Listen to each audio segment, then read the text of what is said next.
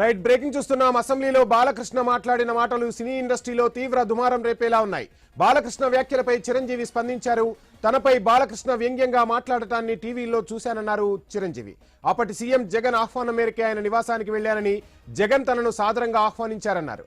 సినీ పరిశ్రమ ఇబ్బందుల్ని జగన్ కు వివరించారని చిరు తెలిపారు. తన చొరవ వల్లే టికెట్ల ధరల పెంపుకు అంగీకరించారని పేర్కొన్నారు. ప్రభుత్వ నిర్ణయం వల్ల సినీ పరిశ్రమకు మేలు జరిగిందన్నారు చిరంజీవి. సీఎం అయినా సామాన్యుడైనా తన సహజ ధోరణిలో గౌరవం ఇచ్చిపుచ్చుకునే విధంగానే తాను మాట్లాడతానని చెప్పుకొచ్చారు మెగాస్టార్ చిరంజీవి.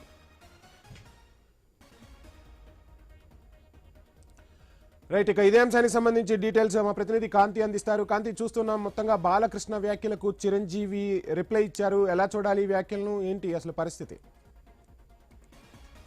ఉంది ఈ రోజు అసెంబ్లీలో జరిగినటువంటి ఒక విషయంలో ఏదైతే లా అండ్ ఆర్డర్ కి సంబంధించినటువంటి విషయంలో మాజీ మంత్రి కామినేని శ్రీనివాస్ మాట్లాడుతూ అప్పుడు సినిమా పెద్దలు జగన్ ని కలవడానికి వెళ్ళినప్పుడు కూడా జగన్ ఇష్టపడలేదని చెప్పి ఆ సమయంలో చిరంజీవి సీరియస్ కావడంతో ఆయన మళ్ళీ పిలిచి మాట్లాడారు అంటూ ఏవైతే మాట్లాడారో దానికి బాలకృష్ణ రియాక్ట్ అయ్యారు. దానికి సంబంధించి చిరంజీవి ఎవరి మీద సీరియస్ అవ్వలేదు, ఎవరిని పిలిచి మాట్లాడలేదు అంటూ ఏదైతే చేసినటువంటి వ్యాఖ్యలకు సంబంధించి చిరంజీవి అంటే ఆయన ప్రస్తుతం అమెరికా పర్యటనలో ఉన్న నేపథ్యంలో నేను పత్రికా ప్రకటనను విడుదల చేయాల్సి వచ్చింది. టీవీలలో నేను కొన్ని చూశాను. వాస్తవాలు ఏవైతే ఉన్నాయో వాటన్నిటినీ కూడా నేను ప్రజలకు తెలియజేయాల్సిన అవసరం ఉంది. కాబట్టి నేను ఈ పత్రికా ప్రకటనను విడుదల చేస్తున్నాను అంటూ అని ఒక పత్రికా ప్రకటన అయితే విడుదల చేశారు. ఏదైతే ఆయన తనకి సంబంధించినటువంటి విషయం అంటే నా సినిమాటోగ్రఫీ మినిస్టర్ ను కలవడానికి సంబంధించినంత వరకు ఒక ఇంత వ్యంగ్యంగా చెప్పడాన్ని నేను టీవీ ఛానల్స్ లో ప్రత్యక్ష ప్రసారం ద్వారా చూశాను.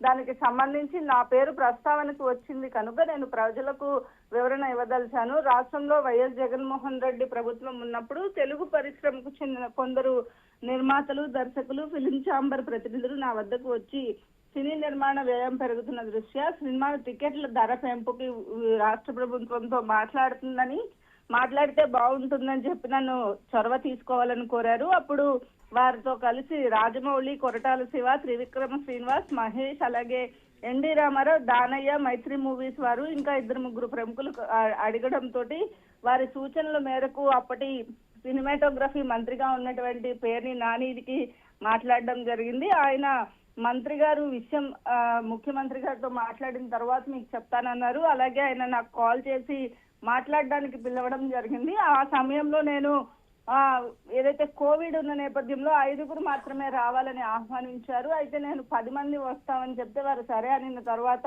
నేను బాలకృష్ణ గారికి కలిసి ఈ విషయం చెప్పడానికి ట్రై చేశాము. ఆయన అందుబాటులోకి రాలేదు.